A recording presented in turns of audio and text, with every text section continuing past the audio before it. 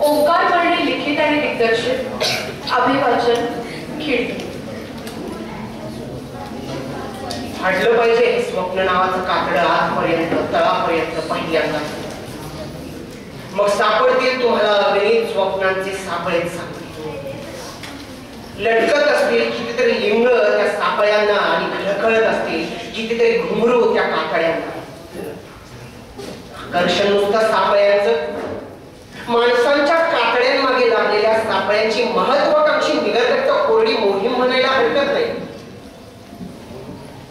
बाबत वावरत असतात हे सापळे आपल्याच माणसांमधून, आपल्याच खोटेपणाच्या धुंदीत, त्यांच्याच कादंबरीत, त्यांच्याच कोरडेपणाच्या स्वप्नात आणि त्यांच्याच कातड्यांच्या वासात. फाडलं पाहिजे हे स्वप्न नावाचं कातडं आजपर्यंत तळापर्यंत पहिल्यांदाच. सापडलाय बहुतेक त्यांना आकर्षणाचा नियम. उद्ध्वस्त करणारा अगणित वेळेचा खांब नुसता, एका काळोख्या अंधाराचं साम्राज्य आणि देव केलेल्या कोरड्या आयुष्याची घुसमट. अजाणतेपणाची उपज म्हणायची काय? जमिनीखाली गाडल्या गेलेल्या अस्तित्वाची कुचकी विचारसरणी. कदाचित माती बरोबर बुजवून न ठेवण्याची जुनी राजकारणी रीत म्हणायची.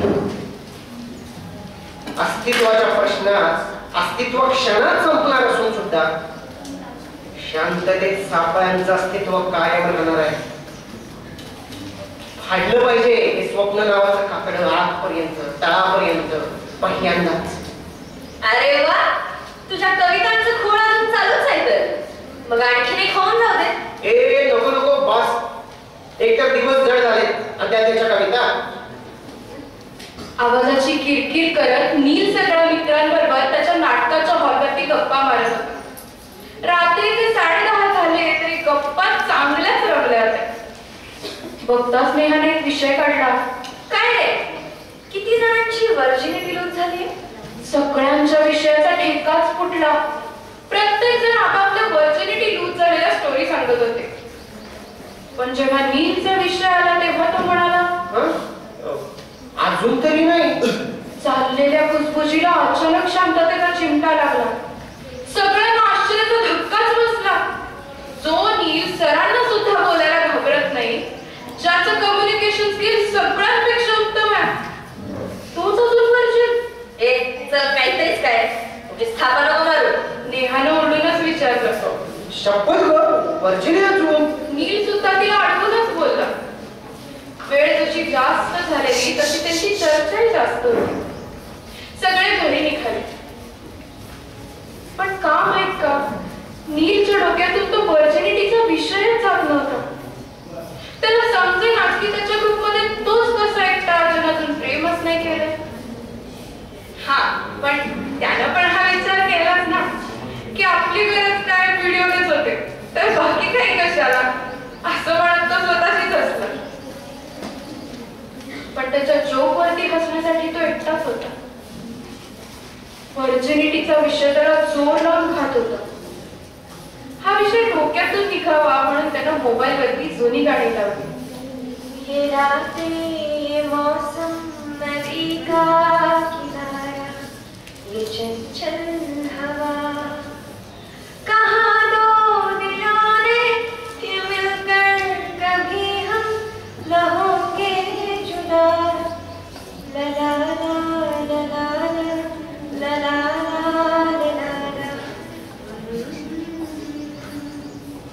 ही गाणी ऐकत तो घरी पोहोचला. उत्तर गेलेलीच होती. झोपताना सुद्धा तोच विषय डोक्यात फिरत होता. यार, आपण अजून वर्जिन कसे काय? शेवटचा पर्याय म्हणून मोबाईलवरती हिडन ॲप ओपन केलं आणि काही व्हिडिओज बघून बाथरूमला जाऊन. हा, आता जरा फ्रेश वाटलं, चला झोपूया असं म्हणत तीच जुनी गाणी ऐकत हा फेसबुक बघत बसला. बघता बघता फेसबुकला एक पॉपअप मेसेज आला. टिंडर आहे, बघावं का? बघावं का म्हणत म्हणत त्याने तो डाउनलोड केला आणि ऍक्टिव्हेट सुद्धा केला. झोपेची झलक त्याला अजून जाणवतच होती. कोणत्याही क्षणी डोळा लागणार अशी स्थिती होती. तेवढ्यात ऍक्टिव्ह केलेल्या प्रोफाईलला एक रिप्लाय आला. हाय. नीलने सुद्धा रिप्लाय केला.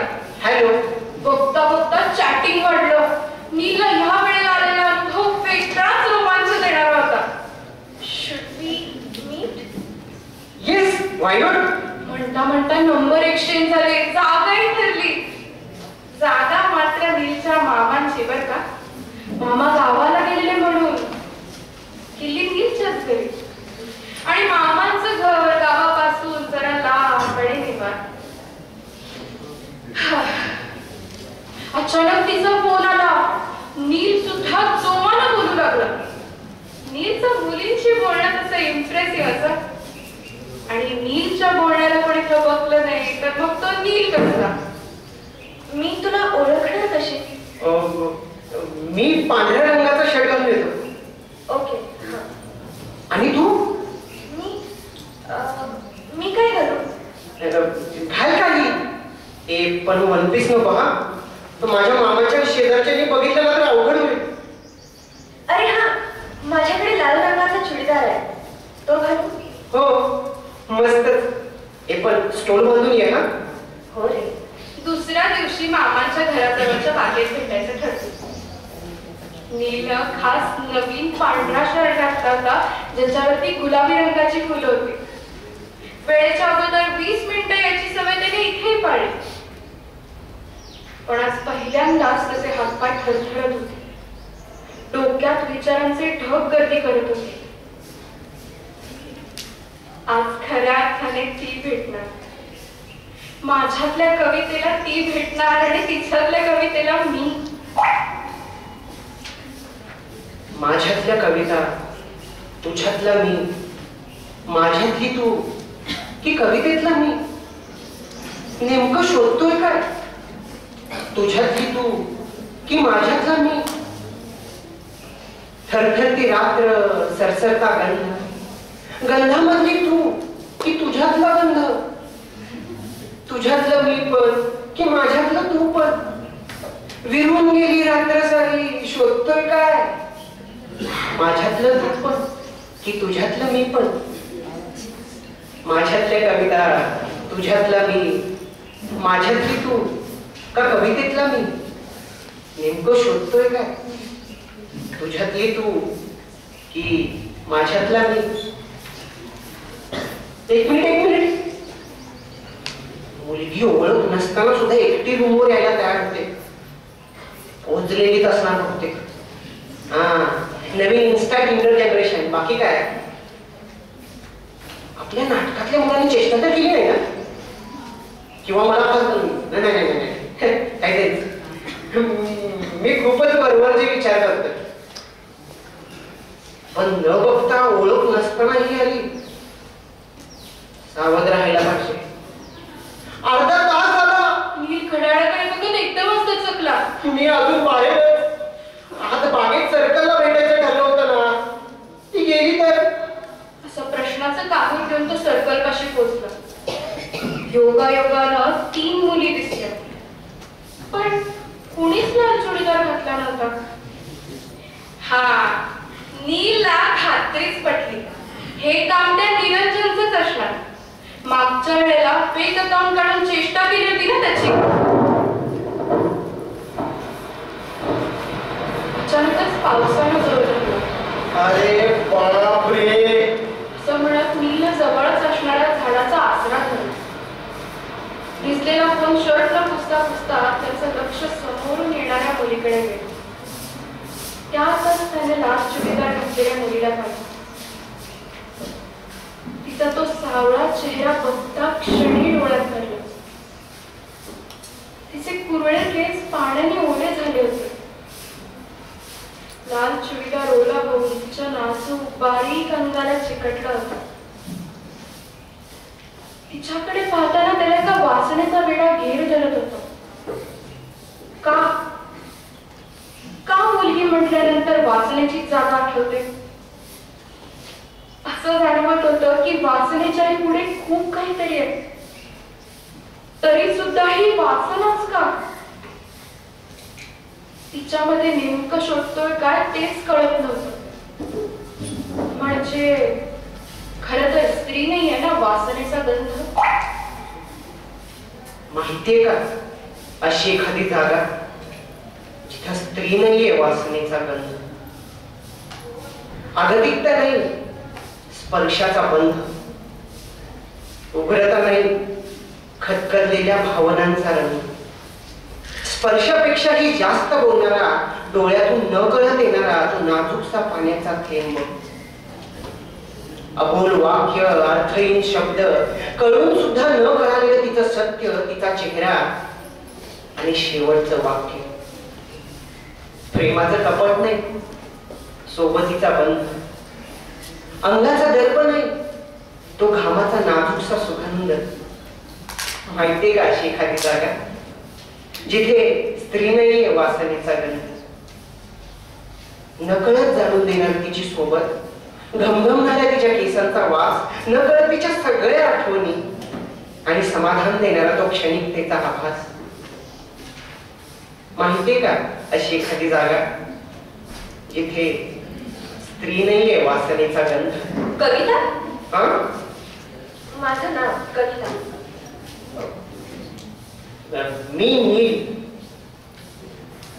अर्धा तास झाला तरी कुणीही कोणाशी बोलत नाहीये हे त्या दोघांच्या लक्षात आलं.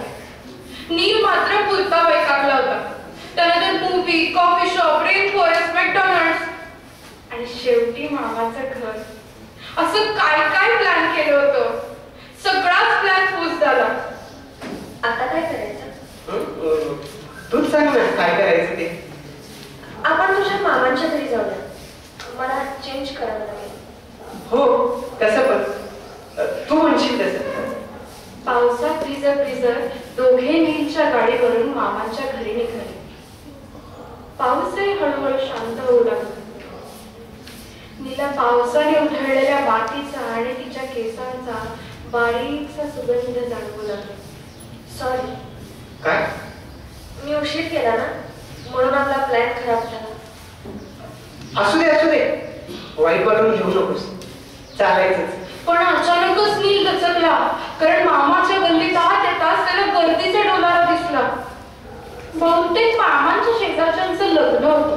बापरे, यांना हाच दिवस मिळाला लग्न करायला. असं म्हणत नील पुरता वैतागला.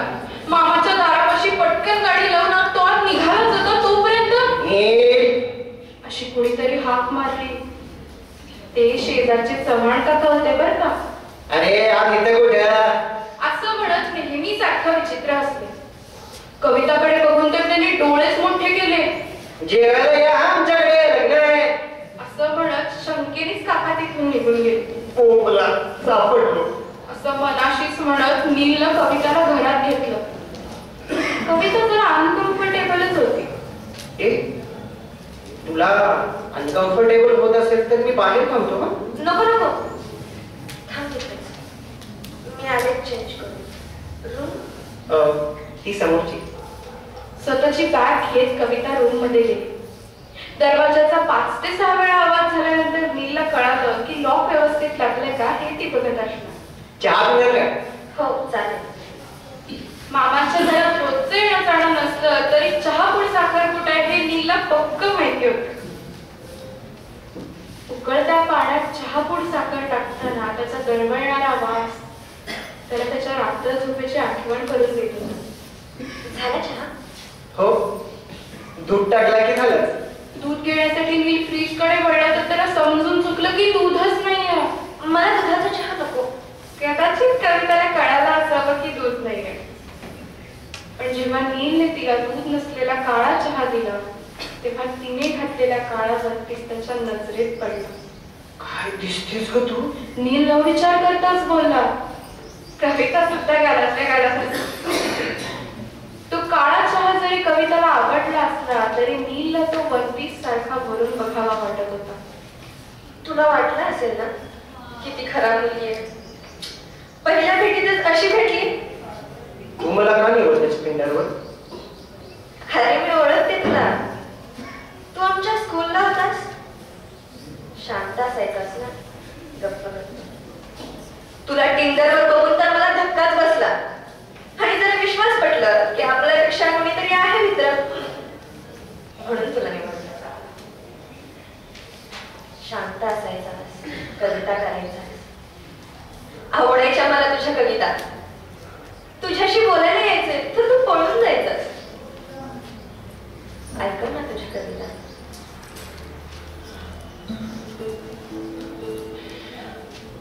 नाही नको, मी सोडून दिला तो विषय. का? आता मन नाही लागत. हो रे मोकळा.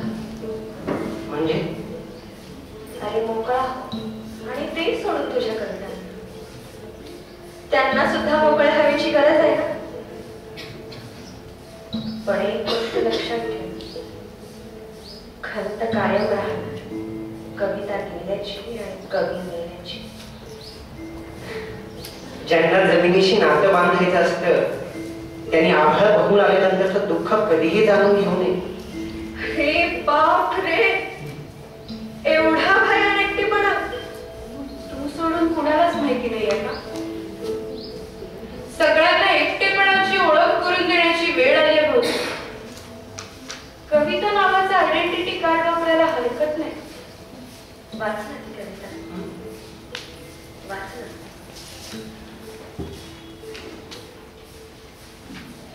सगळा अवकाश चांदण्यांनी प्रकाशमान व्हावा तसे डोळे आहेत तुझे. डोळे नाही, शब्दच आहेत तुझे. त्यात जरा स्वतःला वाचून बघू का? दवबिंदूंमध्ये पडणाऱ्या प्राजक्तांच्या फुलांसारखा कापूस व्हावा तसा गाल आहे तुझा. जाणवत आहेत काही गोष्टी? जरा गालाला हात लावून बघू का? कवितांच्या ओळींसारखा स्वभाव आहे तुझा. शब्द कळतात पण अर्थच समजत नाही. गुंतागुंतीच आहे ग सगळं. जरा सोडवण्याचा प्रयत्न करू का? आठवण येते ना बाबांची. अगं अडकली आहेस ग भावना. दुपारचा सूर्य तळपावा तसं आयुष्य झाले तुझं. हे बघ डोळ्यात पाणी आलं. जरा हात लावून पुसायचा प्रयत्न करू का? जुनी रचनांची पुस्तकं वाचली. दवबिंदूंच्या पाण्यांसारखं निरभर आहे सगळं.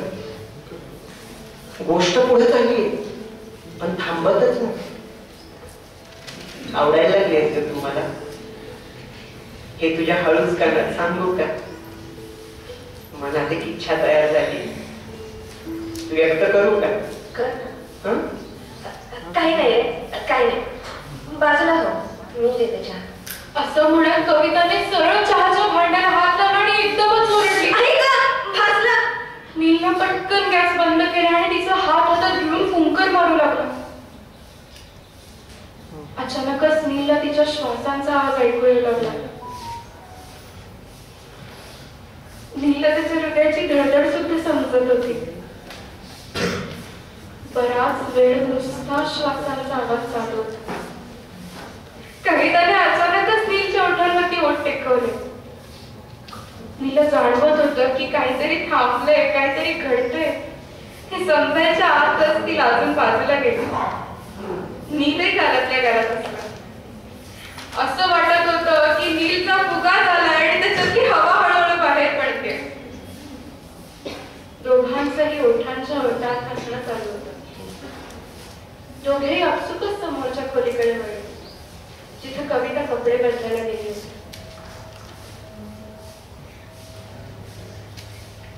रूमच्या खिडकीतला पडदा आत येणाऱ्या गार वाऱ्याने हलत होता. त्याच्यानंतर त्या खोलीतले दिवे हळूहळू मंद होत गेले. आवाजाची संमिश्रता कळावी इतके ते जवळ आले. पाऊस पडल्यामुळे येणारा मातीचा तो वास त्यांना जाणवतही नव्हता. त्यांना होणारा एकमेकांचा स्पर्श, तो केसांचा वास, हलणारा पडदा आणि सरकत जाणारी बेडवरची उशी, हे सगळं मिसळून गेलं. नीला समजतच नव्हतं हा कसला अनुभव. दोघांचा एकमेकांना होणारा अनोळखी हवा हवाचा स्पर्श न संपणारा चालूच राहील. रीता रीता रीताच भरावा तिचा एकांत अवकाश. तरीही जाणून द्यावी तिला एखादी अनगद वेदना. खदखदत असू द्यावा निश्चित भावनेचा बुडबुडा. तरीही तळापर्यंत शोधत राहावा तिचा स्निग्ध अवकाश. जगावे कधीतरी त्याच चुरगळलेल्या कागदात आणि बरबटून घ्यावं रंग भरलेल्या अर्धवट चित्रात. डोंबून जावं तिच्या पाण्यात, पण स्वतः मध्ये तरी पुसत राहावं किंवा खोटं खोटच जगावं त्याच प्रश्नात.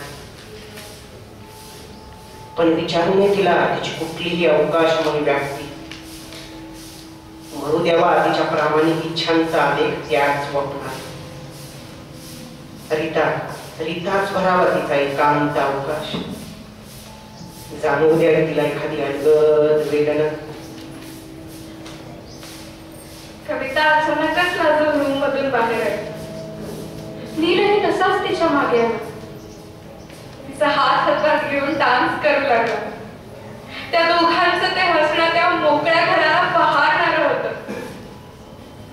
डान्सच्या स्टेप करत करत ते पायरी जवळ आले आणि त्या जिन्यापाशी, जो जिना 40 पायऱ्यांचा होता, त्याच्या टोकाशी उभारून टायटॅनिक सारखी पोज देव करत होते.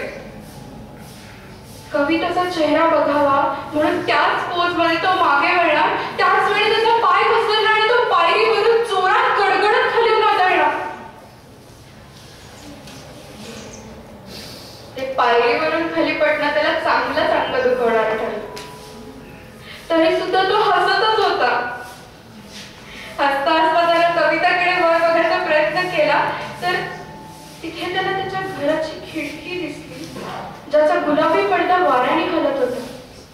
ए नील, उठ ना, अजून किती वेळ झोपणार आहेस? मागून नीलच्या आईचा आवाज आला.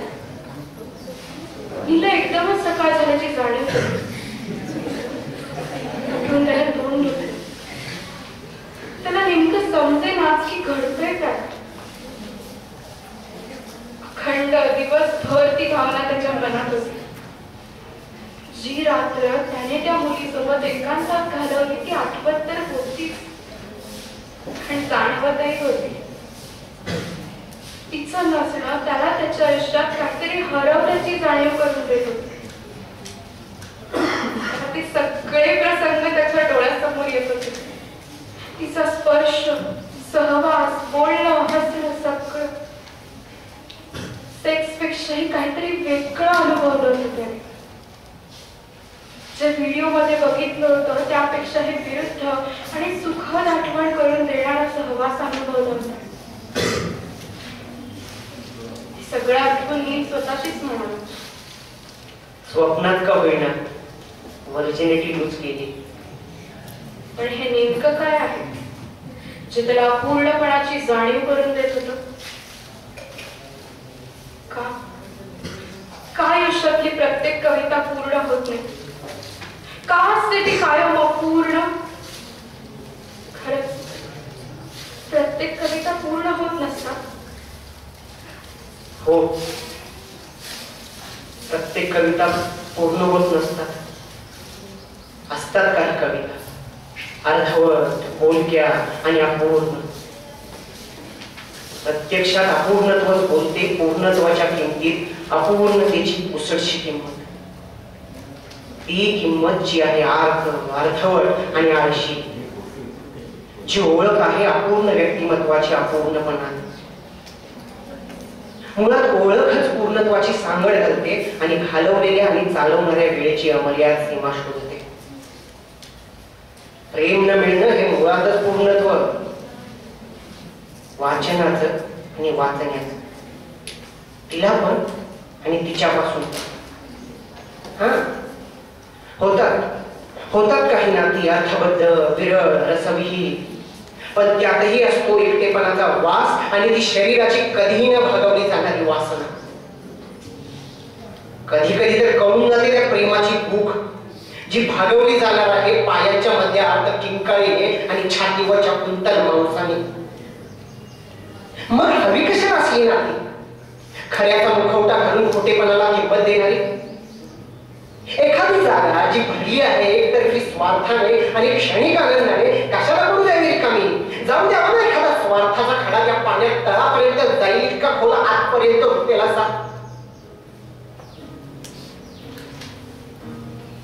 प्रत्येक कविता पूर्ण होत नसतात. असतात काही कविता अर्धवट, बोलक्या आणि अपूर्ण. पण त्या रात्री त्याला जे जाणवलं होतं, हरवल्यासारखं वाटत होतं, ते काय होतं? कितीतरी विचार मी मनातल्या खोलीत घेऊन फिरतोय. बंदिस्त अशा खोलीत त्यातच फिरतोय, त्यातच वावरतोय. ज्याला दार नाही, वेस नाही, आकार नाही. आहे तर फक्त एक खिडकी, जी मला मी खोलीत असल्याची जाणीव करून घेते. पण आता तरी मी बाहेर बघतोय. मग जे मला आत्ता हरवल्यासारखं वाटतंय ते काय आहे? सेक्स, व्हर्जिनिटी की प्रेम?